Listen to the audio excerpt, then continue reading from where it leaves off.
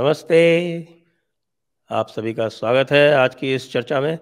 और आज हम बात करेंगे बीबीसी की, यानी कि बीबीसी के ऊपर इनकम टैक्स का सर्वे हुआ है केवल, और उस पे ही चाय के प्याले में तूफान, स्टॉर्म इन अ टी कप चल रहा है इस वक्त। हमारे साथ चर्चा के लिए है हर्ष कुमार जी, हर्ष की बात वाले। आपका स्वागत है हर्ष जी। नमस्कार सर। आपने कुछ दिनों पहले ये कहा था कि बीबीसी के ऊपर एक्शन होना चाहिए। आपके पास कोई सूचना थी या आपके पास कोई और कारण थे? आपने क्यों ऐसा कहा था? हाँ सर, मुझे याद है मैंने एक वीडियो बनाया था। और ये बीबीसी की डॉक्यूमेंट्री जिन दिनों आई थी मोदी जी को लेकर, उन दिनों बनाया था। मैंने आपसे कहा था कि इस पे हम बात करेंगे। आपको याद होगा, मैंने उस वीडियो का लिंक भी मैंने आपको भेजा था। जी जी। और निश्चित रूप से मेरे पास सर सूचना तो थी कि कुछ ना कुछ होने जा रहा है। और सबसे बड़ी सूचना तो यही थी सर, सारा मीडिया ये कह रहा था कि जो क्रोनोलॉजी है, BBC, Hindenburg, parliament, budget session, sir हुआ तो अकॉर्डिंगली सब कुछ उसी की तरीके से ही है। और आप सब देख ही रहे हैं क्या हुआ है। और सर मैं आपको बता दूं कि जो सर्वे का काम था अभी रुका नहीं है। आज हम इस समय बात कर रहे हैं तो इस समय भी सर्वे चल रहा है। और आज सुबह बीबीसी ने अपने सभी कर्मचारियों को ईमेल किया, और उस ईमेल में यह कहा गया कि जो ऑपरेशंस का स्टाफ है, जो मेन ऑपरेशंस का काम करते हैं, न्यूज बनाना, एडिट करना, बाकी सारा काम करते हैं, वो कोई नहीं आज ऑफिस में आएगा। सबको सुबह सुबह मेल भेज दी गई। और मेरे एक मित्र भी हैं, मैं उनका नाम नहीं बताऊंगा, वहां काम करते हैं। हम लोग कभी अमर उजाला में मेरठ में ट्रेनी हुआ करते थे जब, तो वो मेरे पुराने साथी हैं। और बीबीसी में बहुत सीनियर पोस्ट पर हैं इस समय, तो जी नोएडा में जी। रहते हैं। तो मेरी मेरी उनसे बात हुई।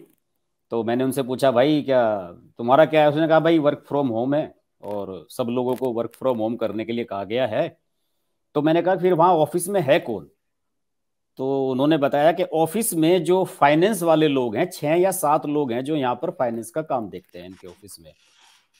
वही 6 7 लोग इस समय ऑफिस में मौजूद हैं। और ये कहा गया है कि केवल ब्रॉडकास्ट वाले, जो कुछ न्यूज ब्रॉडकास्ट वगैरह पर डालनी होती हैं, अपलोडिंग करनी होती हैं, 2 3 लोग वो आए हैं। बाकी सारा ऑफिस बंद है। और कल कल 11:30 बजे आ गए थे, और आज भी लगभग 11 साढ़े 11 बजे के करीब टीम वहां पहुंच गई थी। और इस समय दोपहर बाद की बात है, सारा का सारा वहां पर तामझाम कल के जैसा ही चल रहा है। लेकिन आज उसे मैं देख रहा हूं कि मीडिया में उस तरह की कवरेज नहीं हो रही है जैसी कल हो रही थी। कल तो बिल्कुल हाय तौबा मचा हुआ था, क्या हो गया, जी क्या हाँ, जी हो हाँ। गया, क्या हो गया। तो आज इस तरह की हाय तौबा नहीं है। और कुछ देर पहले मेरे एक मित्र हैं, वो बीबीसी के, आपको बता दूं कि जो बीबीसी का ऑफिस है सर दिल्ली में, जब कनॉट प्लेस का एन ब्लॉक वाला सर्कल है, उससे केजी हम्म मार्ग से जब आप इंडिया गेट की तरफ जाते हैं, तो हम्म। हिंदुस्तान टाइम्स की बिल्डिंग है। 16 केजी मार्ग शायद उसका एड्रेस है, एग्जैक्ट मैं भूल रहा हूँ उसका, हाँ हाँ। प्लॉट नंबर भूल रहा हूँ।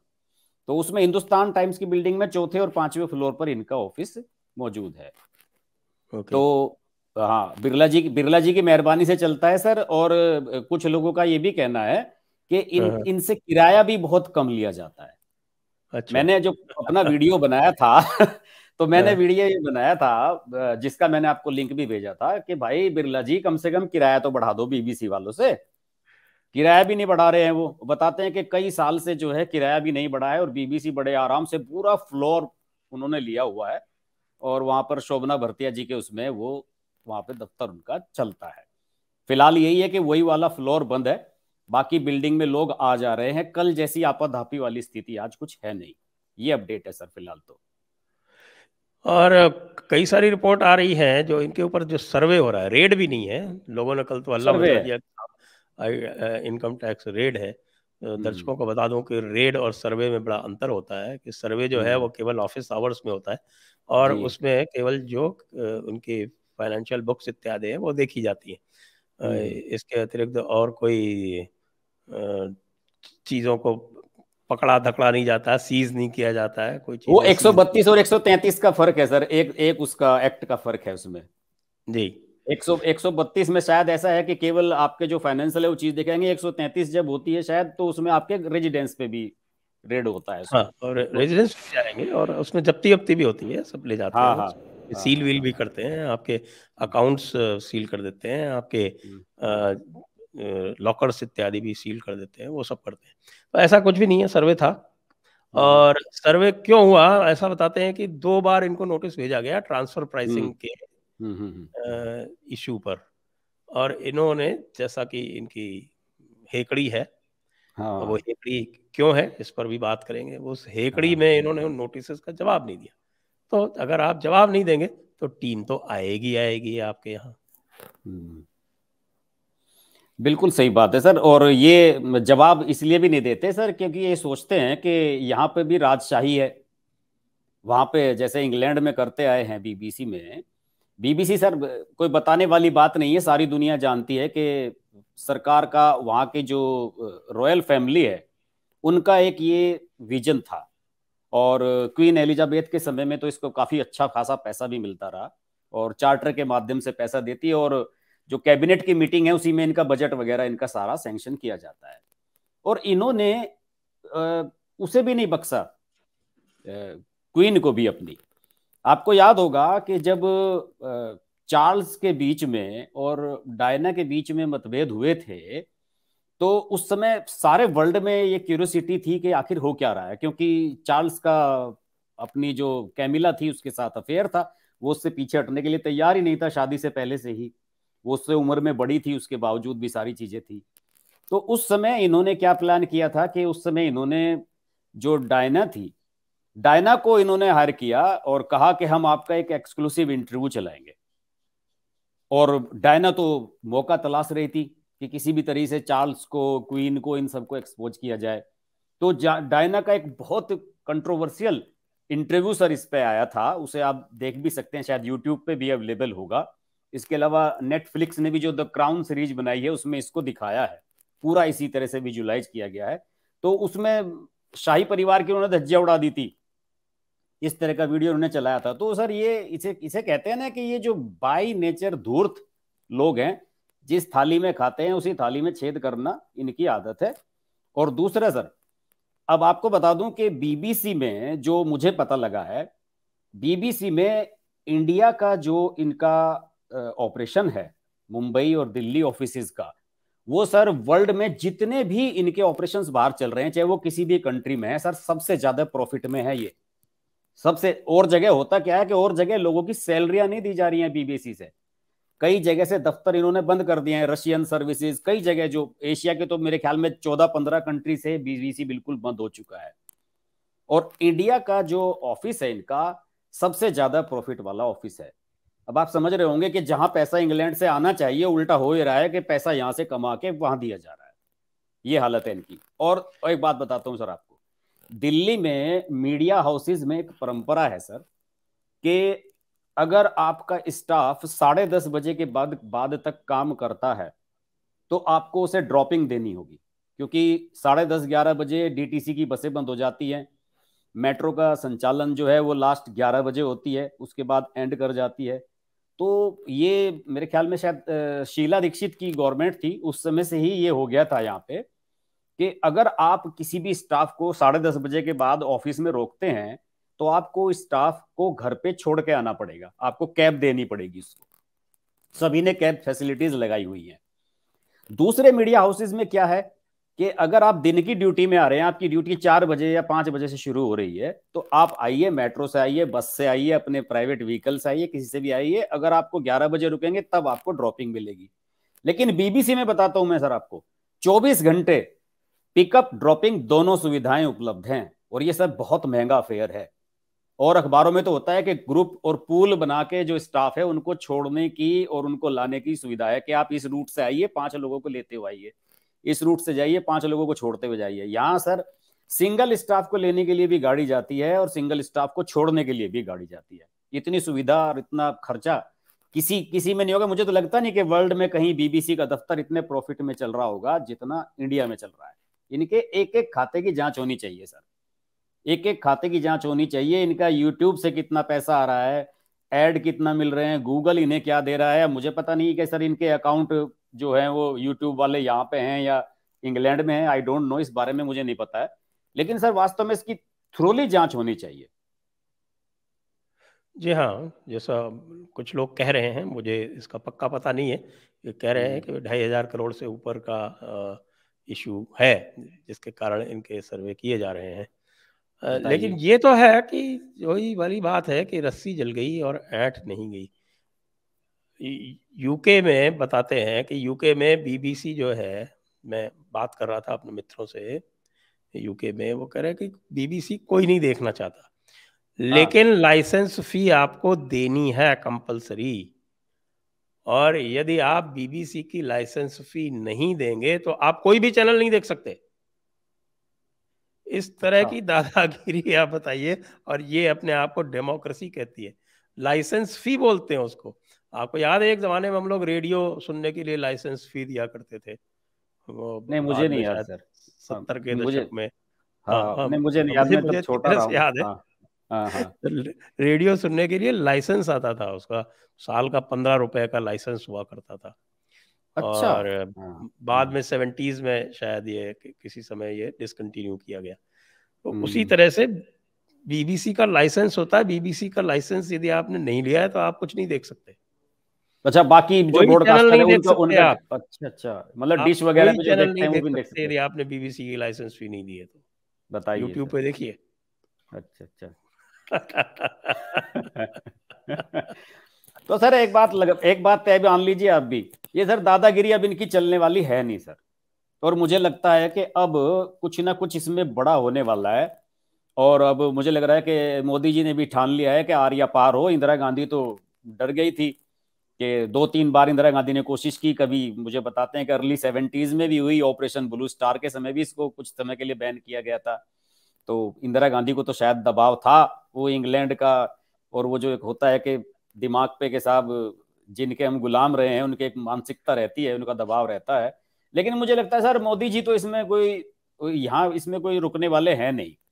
और इसमें निश्चित रूप से आज जब मुझे इस बात का कंफर्म हो गया कि आज जब दोबारा भी टीम गई है, तो इसका मतलब जो है, और देखिए सर टाइम कितना लिया। बीबीसी की डॉक्यूमेंट्री आई है तो उसके बाद समय भी तो काफी हो गया है सर। अगर अगले दिन ही पहुंच जाते, लोग कहने लगते साहब बदले की कार्रवाई ये है, तो इसका मतलब ये है कि प्लानिंग की गई है, तैयारी की गई है, कागजात निकाले गए हैं, उनमें लूप होल्स ढूंढे गए हैं, और उन्हीं पे इनसे जवाब तलब किया जा रहा है। बात बिल्कुल सही है। और मैं तो ये कह रहा हूँ कि जितनी अलोकप्रिय बीबीसी भारत में है, उससे कहीं अधिक अलोकप्रिय बीबीसी इस समय अपने देश में है। जी और जी। आपने देखा होगा कि हिंदू कम्युनिटी ने तो इनका घेराव भी किया था, जिस तरह से इन्होंने जो लेस्टर के दंगे हुए थे उसमें जिस तरह से इन्होंने इस्लामी ग्रुप्स का बचाव किया था। तो हाँ, रिपोर्टिंग ऐसी थी इनकी। जी, तो उसके लिए हिंदू ग्रुप्स ने तो इनके बीबीसी के सामने धरना प्रदर्शन किया था जाके। और बीबीसी को बहुत सारे प्रश्न पूछे जा रहे हैं उसके ऊपर। लेकिन जो टाइमिंग जो इनकी थी ये डॉक्यूमेंट्री बनाने की, और जो डॉक्यूमेंट्री पूरी तरह से एक बिल्कुल बायस्ड जो इन्होंने बनाई थी, सारे पुराने तथ्य लेके और नए तथ्यों को गायब करके, तो वो तो साफ दिखाता है कि ये एक हिट जॉब था। आपने देखी है सर डॉक्यूमेंट्री वो? मैंने पहला अंक देखा था, उस समय मैं ऑस्ट्रेलिया में था तो मैंने देख लिया था। दूसरा हाँ, अंक हमारी नहीं बात देख हुई पाया थी। हूँ।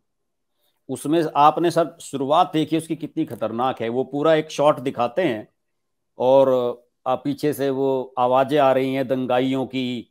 वो सर वो ऐसे दिखाते हैं जैसे कभी वो गोविंद निहलानी ने तमस सीरियल बनाया था। एकदम रोंगटे खड़े हो जाया करते थे कि साहब वो बाहर से दंगाइयों की भीड़ आ रही है, मार लो काट लो, हंगामा मचता था।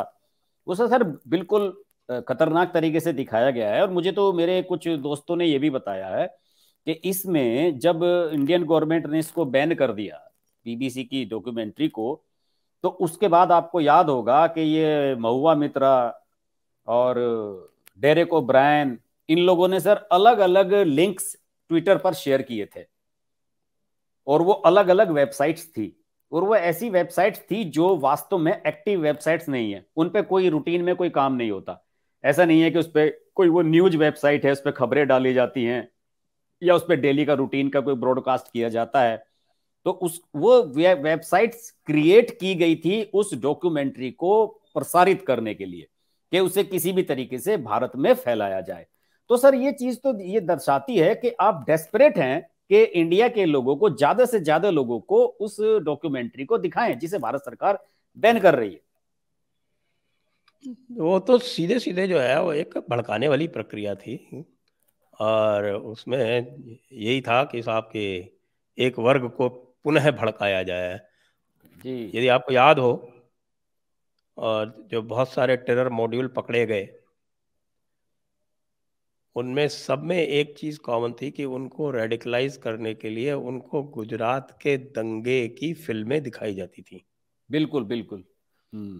तो इस प्रकार से गुजरात के दंगों की एक तरफा फिल्म बना के दिखाना जो है वो एक मैस रेडिकलाइजेशन का अटेम्प्ट ही है।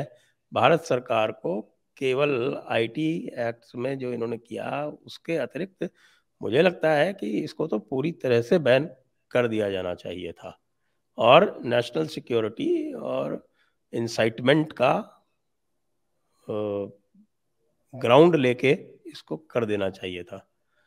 अभी चूंकि इन्होंने इसमें केवल इसको कार्रवाई होनी यूट्यूब चाहिए थी से सर, और कुछ ना कुछ। इलेक्ट्रॉनिक मीडिया से हटाया है, तो इस पे हम्म। फिर भी जो है वो सुप्रीम कोर्ट के इत्यादि के इंटरफेरेंस करने का चांस बना रहता है। जी जी बिल्कुल सही बात है।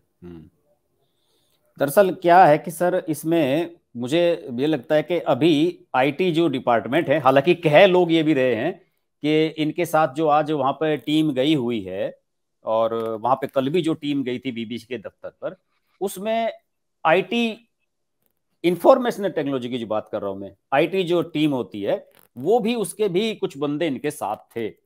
और उनसे ये भी देखने की कोशिश की जा रही है कि कहीं ये जो फर्जी फेक वेबसाइट्स बनाई गई थी या जो लिंक्स क्रिएट किए गए थे उस वीडियो को प्रसारित करने के लिए, कहीं उसमें तो बीबीसी का रोल नहीं है।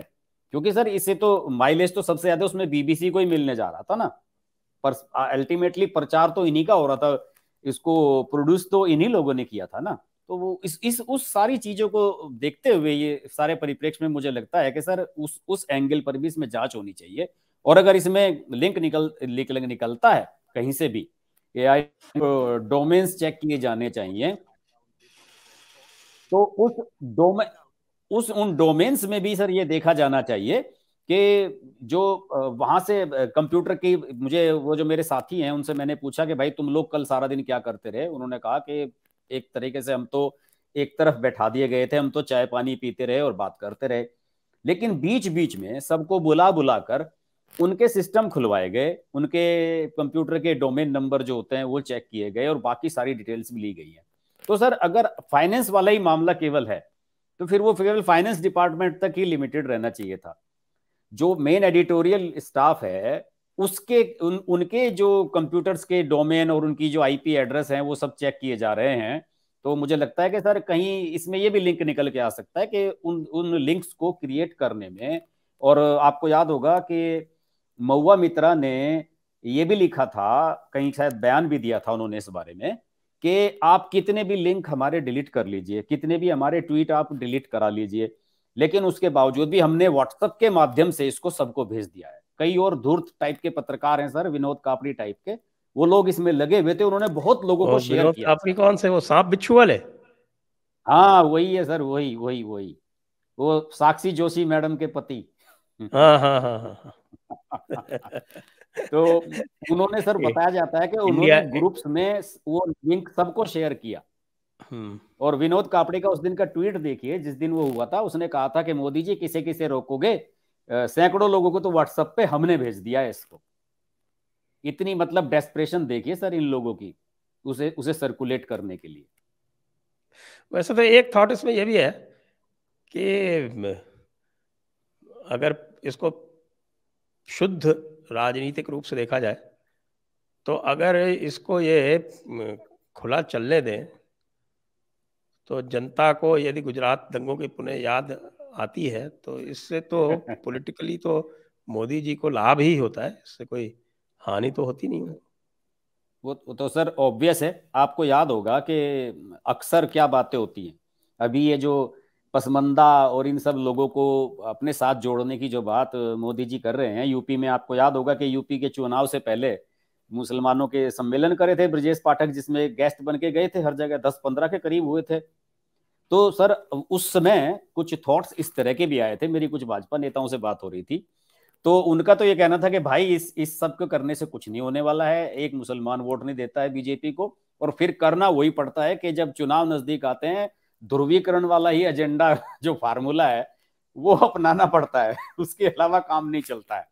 तो सर ये तो वास्तव में ध्रुवीकरण का बहुत बड़ा टूल था, और आप सही कह रहे हैं कि अगर इसको चलने दिया जाता तो मुझे लगता है कि ये लोगों के अंदर एक वो रहती है ना, जो कि कोई चीज अगर नहीं मिलती, वो कहते हैं ना कि जो मिल जाती है मिट्टी और जो नहीं मिली वो सोना, तो लोगों के मन में एक चीज बनी रहती है कि साहब इसमें क्या है, तो चोरी छिपे देखेंगे, यहाँ देखेंगे वहां देखेंगे।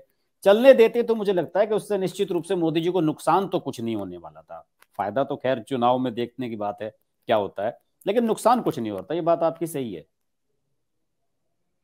जी हाँ, हाँ। और जहाँ तक जो नुकसान होने वाली बात थी, तो वो विदेशों में जहाँ होना चाहिए, जहाँ नुकसान होता है, छवि धूमिल करने वाली बात होती है, वो विदेशों में होता है, तो वो तो वैसे ही हो जाएगा। वहाँ तो कोई बैन है नहीं, जो देखना चाहता है। मैं स्वयं हाँ बता रहा हूँ, मैं ऑस्ट्रेलिया में था तो मैंने देख लिया आराम से, मुझे कोई हाँ, समस्या नहीं आई देखने में। सही लेकिन बात है। जो लोग विदेशों में, यूएसए में या यूके में या जहाँ भी विरोध की धुरी ये बनाना चाहते हैं 2024 के पहले, वहाँ तो जिसने देखनी होगी देख ही ली होगी। तो बिल्कुल इसके बिल्कुल। आप वाकई यहाँ पर इसको जो है यूट्यूब से और सोशल मीडिया से हटाने से वास्तव में कोई लाभ हुआ भी है या नहीं हुआ है? नहीं सर, मुझे लग रहा है कि इसकी जरूरत थी नहीं, ये ज्यादा इसको तूल दी गई है। और जैसे कि आपने अभी कुछ देर पहले ये कहा था कि जो अ, आतंकवादी और वो जो लड़के वहाँ ट्रेनिंग पे जाते हैं पाकिस्तान में और उधर गुलाम कश्मीर में जिन्हें भेजा जाता है, तो आपने सही कहा कि उसमें कुछ फिल्मों में भी दिखाया गया है ऐसा कि उन्हें वो गुजरात के दंगों की क्लिप्स दिखाकर उनका ब्रेन वॉश किया जाता है।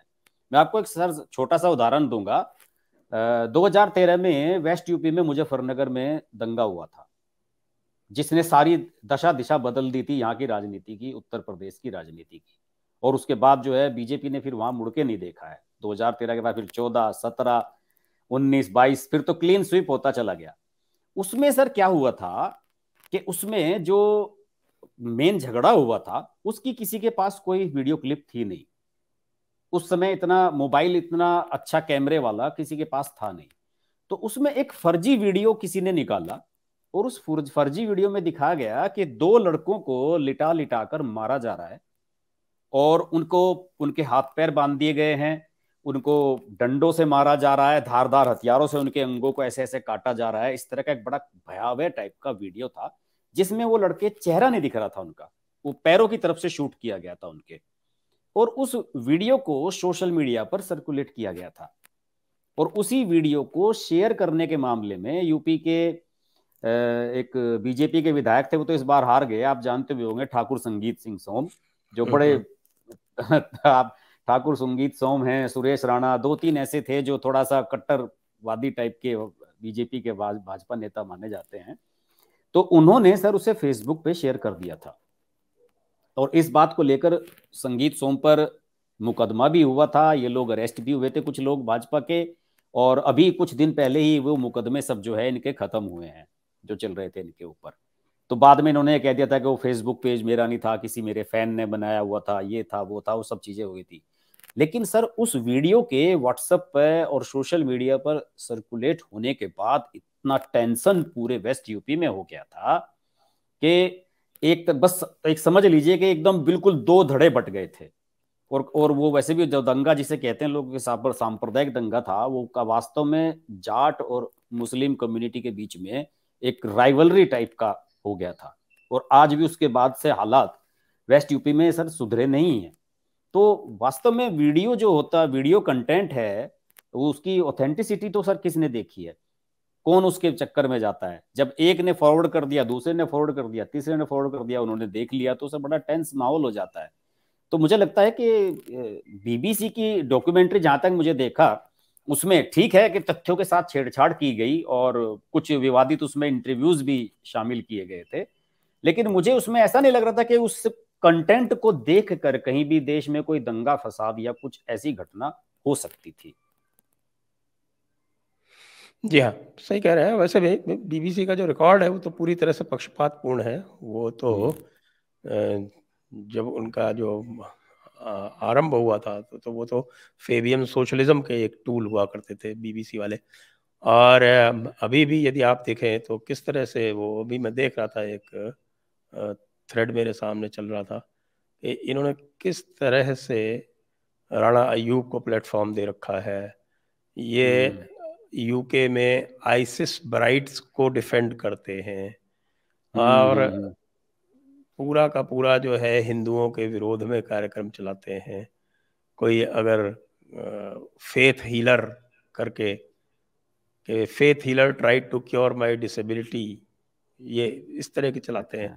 और दूसरी तरफ बागेश्वर धाम महाराज का मजाक उड़ाते हैं।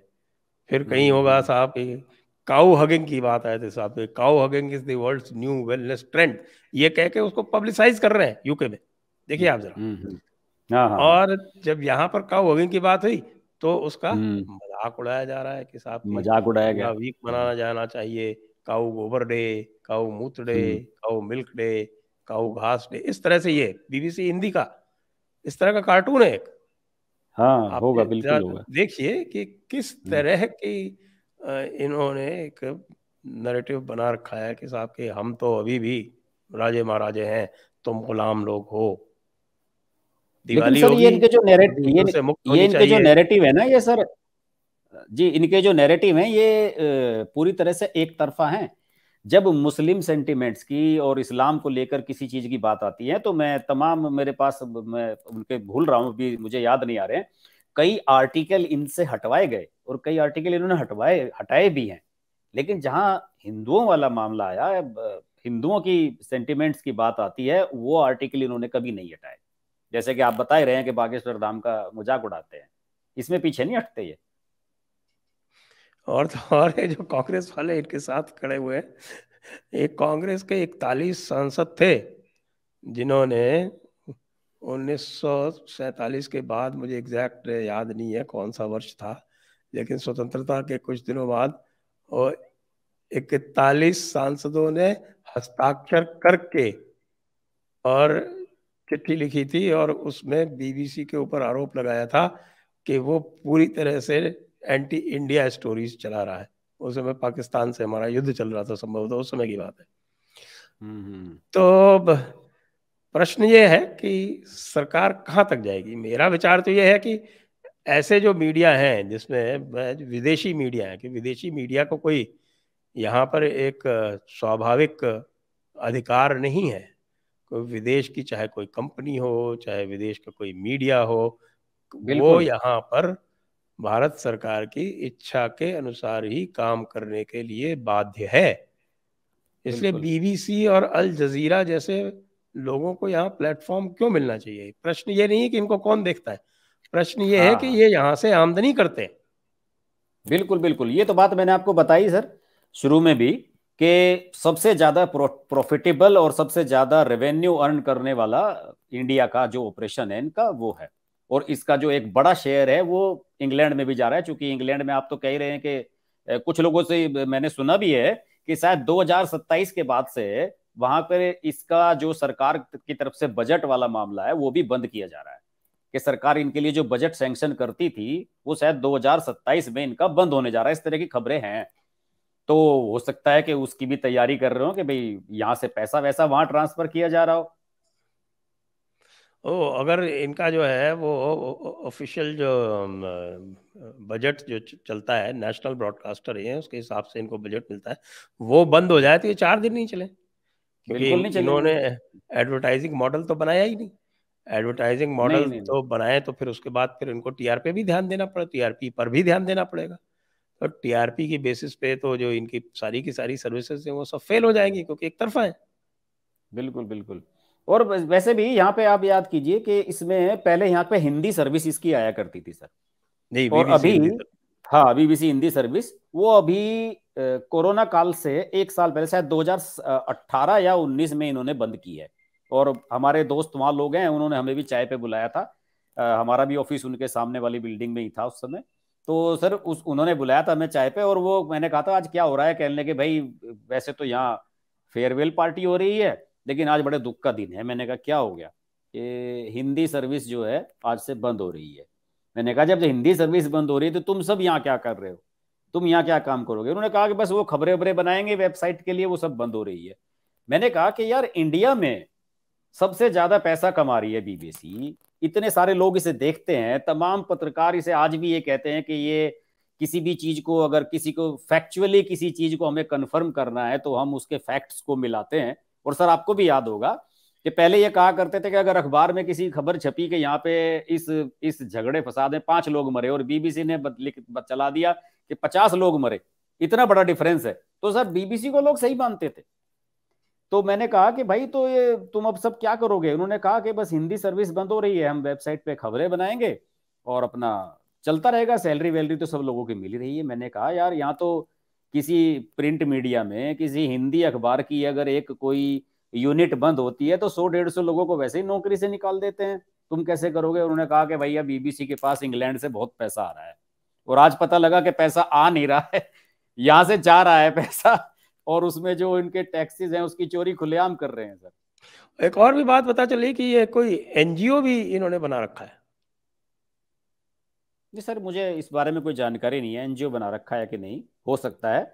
लेकिन एनजीओ इन्होंने बना भी रखा हो तो सर इसमें कोई अतिशोक्ति ऐसी कोई बात मुझे नजर नहीं आती। आप याद कीजिए, प्रणव राय ने बीबीसी, तो उन्होंने एनडीटीवी के, अभी तक मैं बताऊं आपको सर, बीबीसी का एकमात्र शो अभी भी 10 बजे एनडीटीवी पे आता है, अभी वो बंद नहीं हुआ है, वो भी चल रहा है। रोज 10 बजे उसके लिए कैप्सूल बना के देते हैं न्यूज का, जैसे द वर्ल्ड दिस वीक आता था प्रणव राय का, उस तरह का एक चल रहा है वहां पे।